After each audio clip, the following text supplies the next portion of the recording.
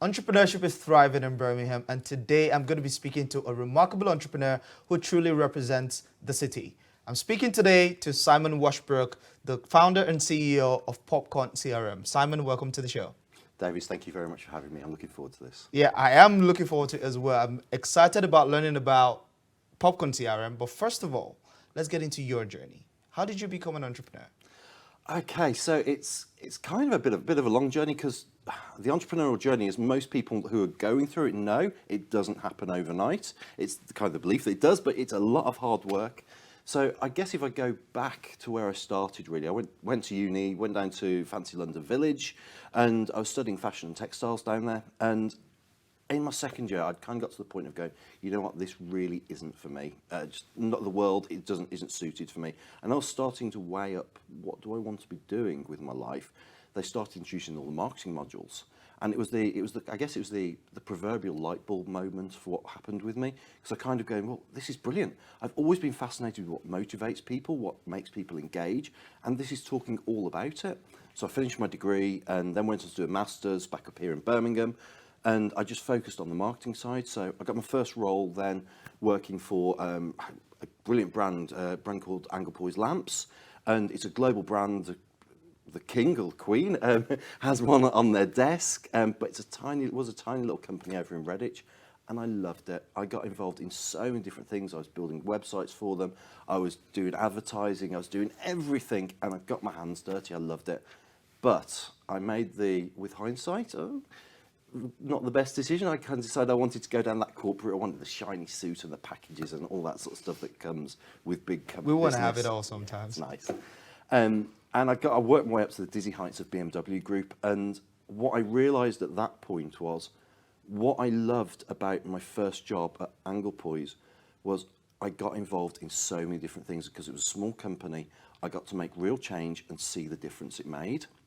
So, and I was hands-on about doing it all. And what I was doing over at corporate, it wasn't so much. It felt very removed and all the politics and all that stuff. So I made the scary decision to kind of step away from it all at that point. And I set myself up as a marketing consultant. So working specifically with small businesses to kind of satisfy that need I had. And starting with what you know. Exactly, make a difference. And so that's how it kind of started off. But what I realised quite rapidly, which was different from the corporate world, every single thing a small business does around marketing, any activity any small business owner does, is because they want to drive sales. Interesting. And then every single what they're doing then, all their activities, whether that was email marketing, whether it was events, whether it was whatever it was, didn't join up with sales. All these were standalone exercises. And so when I was working as a marketing consultant, I was saying to people, well, we need to join this up, we need to get this information. And I started producing loads of spreadsheets and doing all this stuff, which got great results. But I just really didn't enjoy it. I'm not a spreadsheet person at all. They're not pretty. Yeah, says the man who's gone into data. But so I started doing all that work and getting this going, and I realised we'd get some really good results from it all. And after a bit, I thought I had to make a decision. Do I want to continue making a difference, or do I make myself happy? And I thought, well, there's got to be a compromise. So that's when I thought, you know what, I need to build my own platform that ties all of the essential bits of marketing data together. So a small business owner can kind of go, that's who I call, when I call them, and I know why I'm calling them. So it gave them that bigger picture. So that would have been probably about 9 years ago. I came up with the idea for Popcorn. And we started off in true entrepreneurial style, not having a clue what I was doing around software development. So we contracted a developer to start doing the work, and I went on a very rapid learning curve about dealing with developers and all that learning. That's what happens with us entrepreneurs, isn't it? Where we get into this process of, this is the idea I want to build out, and we just begin to learn and educate ourselves through the journey, and just maturing in that mode of entrepreneurship along the journry. Yeah, that's been your experience, hasn't it? Very much so, and it's the learning that you don't think you're going to have to learn. So it's learning how to talk to different people. For instance, I had to learn how to produce mock-ups for and wireframes for things. Where when I originally started out, I was going, I'll just have this idea and I'll explain it, and then it'll magically appear there, and pff, it's there. no way. So you kind of go through all of that and all these little things and this massive roller coaster you're going through, but we got the prototype delivered. I ended up working with some great companies and we got some good feedback from it. And we launched version 1 of the platform, and this was probably about 5 years ago-ish. And that started to take off quite nicely. And what we did in version 1 is we kind of just reaffirmed the ideas of the prototype and tidied it all up. And just to be clear, so version 1 of the platform was what? It was a CRM software? That's an interesting question. So, yes and no. I didn't realize it was at this time. So What were you calling it then? I was calling it popcorn. He avoids. That was one of my biggest learnings I had, was when I set up, I knew I wanted all these sort of essential elements to tie together, but I hadn't had the experience of working with as many small businesses in this world. So I went off on this journey, and what I realized about 3-4 years ago, was that what we were pitching popcorn as wasn't what people were using it as.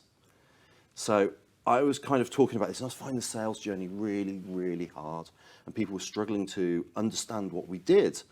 But the people that got it absolutely loved it. And so it was about 3 years ago, I was kind of chatting away to somebody, and I was going, I'm talking about what we did, and they went, you don't do that. And you do, you don't, and it was the whole Chuckle Brothers moment went on there. And then I was kind of going, well, so tell me, what is it I do? And he went, your lead management software, your CRM lead management software. And it was that whole, to go back to it, that light bulb moment when I went, yes. And that was the point I kind of parked everything I believed and reviewed it all. So I took it back to all of the customers that were getting amazing results and loving the platform, and just went back to them with a few simple questions which were based around tell me what you love about this platform. And that is remarkable, because for us entrepreneurs, we tend to start with the idea of what I want to see. But very quickly we learn that true successful businesses are based on what the customers see, not necessarily what we see. So you went on this journey, you revamped it, because I was at the launch of Popcorn. Should I call it 2.0? Yeah, that was a fantastic launch. So tell us about the business today. So Popcorn today, what is it, and how would you describe it? Okay, so last Tuesday we launched the platform, and big fanfares. It was brilliant. Andy Street came along and he sort of really promoted us. And I'm going to get back to your point. I'm not doing a whole political thing here and avoiding the question, but he came along and he kind of summed up what I've just talked about perfectly. He kind of said it's great to see that we've identified a niche of what small businesses need and then built something perfectly for it.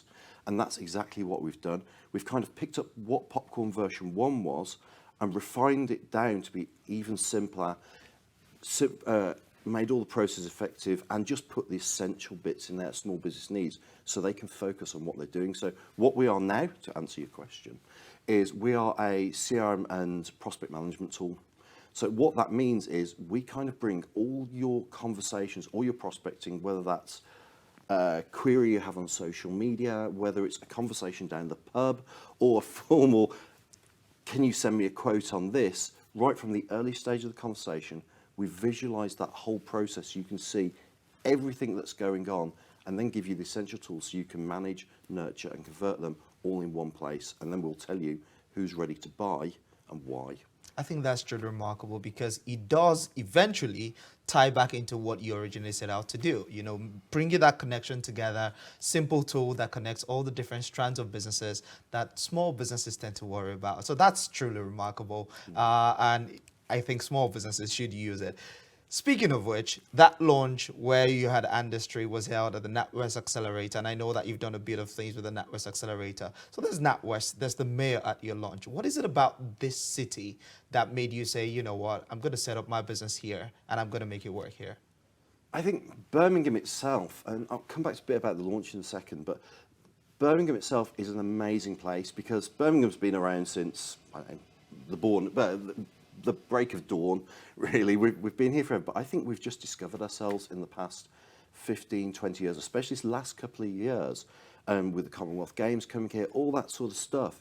I think we're just exploding with energy and enthusiasm, And the amount of people, whether it's startups, whether it's the corporates, everyone's kind of going, there's just an opportunity for us here. And people are embracing it, and people are talking, they're working together. And that's what's kind of happened. So as you mentioned, we were on the NatWest Accelerator. We'd worked with them for a few years, and we came back as a high growth business recently.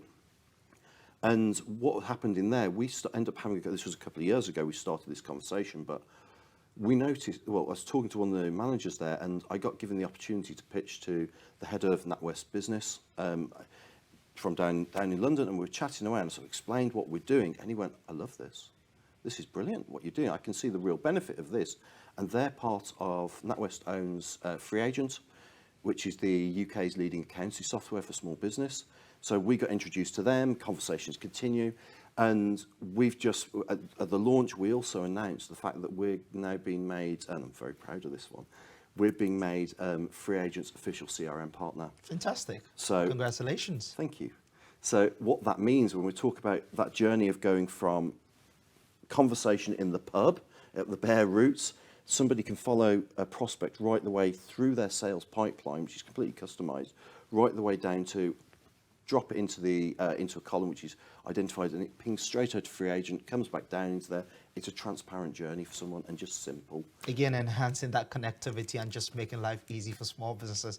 I love it. Now, very quickly, I want to find out what has been your biggest lessons along your journey as an entrepreneur. What are the things that have stuck out for you? I know there's so many learnings, and we learn on a daily basis, but what are those ones that you just don't forget quickly? I think it's the obvious one, which I've mentioned earlier, which is listen to your customers.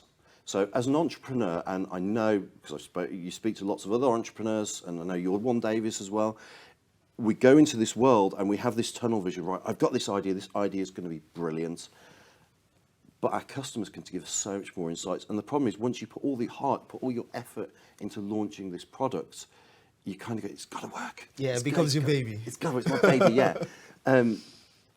But often your customers can give you so much more insight into what's actually good. And as an entrepreneur, you have that fear that what happens if they don't love my baby? What happens if I don't have the beautifulest baby in the world? And that can put you off. So put all that aside and just talk to people. We got amazing, amazing metrics from just having conversations with people, and it transformed my business. But I suppose that's on the sort of the sales side. On the operation side, it's really planning and being as detailed as possible, but not worrying about getting it perfect. So when it comes to as I go back to what I said earlier, when it comes to developing it, plan it all out, run through every scenario, and then when I talk to my developers, I can kind of go, I want A, B, C, D to happen. They understand the exact flow of it all happening and how it's going to work, how people are going to engage with it. It makes the development process work smoother, which saves us money.